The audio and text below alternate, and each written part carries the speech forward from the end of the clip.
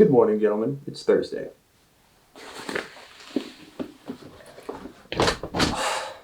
It smells like rotten flesh in there. So congratulations, guys. We made it through our first video each. It was rough, but there's nowhere to go but up from here.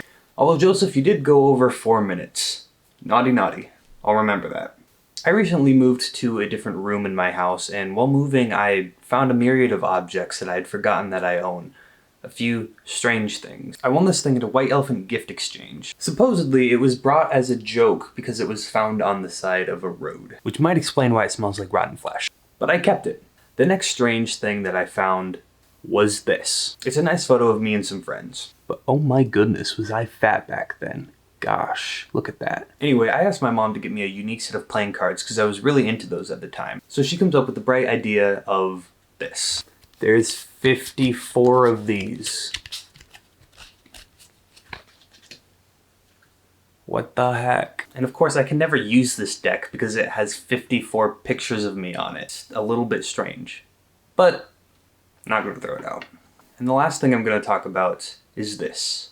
Behold, the $600 necklace.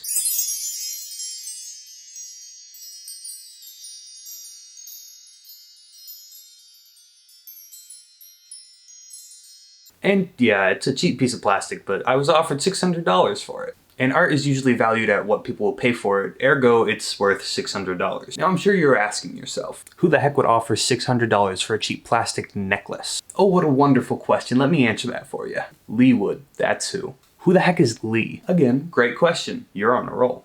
And to answer that one, I'll need to take you back about 3 years to a summer camp in West Michigan. It was Chinese week at the camp, a week where a bunch of Chinese students would visit and practice their English. Now, the majority of these students came from crazy rich families. I heard a few of them went on multi-$1,000 shoe shopping trips. So there was about 10 people in our cabin, me, Joseph, his brother, the cabin leader, and then 6 of the Chinese students. And I can't remember most of their names except for the 2 that actually matter to this story, which were Lee and Randolph. Now, Lee and Randolph hated each other. They could not get along to save their lives. I have no idea why they didn't like each other. Even though the students were encouraged to speak only in English, they did all their arguing in Chinese, so I have no idea what was going on. I didn't really think much of their arguing for most of the week. That is until it started to benefit me. You see, on one of the last days, Randolph gave me and the other Americans a little gift package which had some Chinese trinkets in it. And for some reason that I still can't understand, this made Lee really, really mad. Lee was quite the character, after all. He couldn't handle it that Randolph was giving us these gifts, so he goes and picks up his wallet and pulls out $600